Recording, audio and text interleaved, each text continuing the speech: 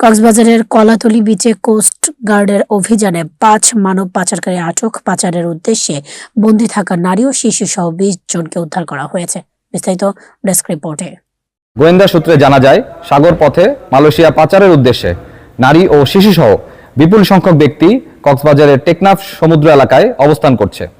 কক্সবাজারের কলাতলী বিচে কোস্টগার্ডের অভিযানে ৫ মানব পাচারকারী আটক হয়েছে।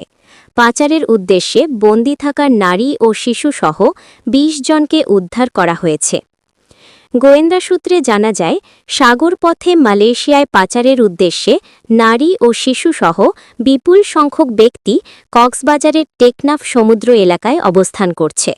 প্রাপ্ত তথ্যের ভিত্তিতে আজ ৯ জানুয়ারি ২০২৬ তারিখ শুক্রবার মধ্যরাত ৩টায় coast guard outpost Baharchhara, station Inani, Himchhari, Cox's Bazar, Maheshkhali এবং কোস্টগার্ড জাহাজ শ্যামল বাংলা কর্তৃক উক্ত এলাকায় একটি বিশেষ অভিযান পরিচালনা করা হয়।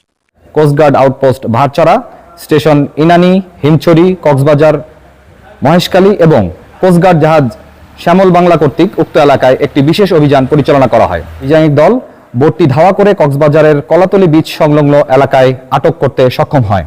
পরবর্তীতে আটককৃত বোটে তল্লাশি চালিয়ে মালয়েশিয়ায় পাচারকালে নারী ও শিশুসহ ২০ জন ভুক্তভোগীকে উদ্ধার এবং ৫ জন মানব পাচারকারীকে আটক করা হয়।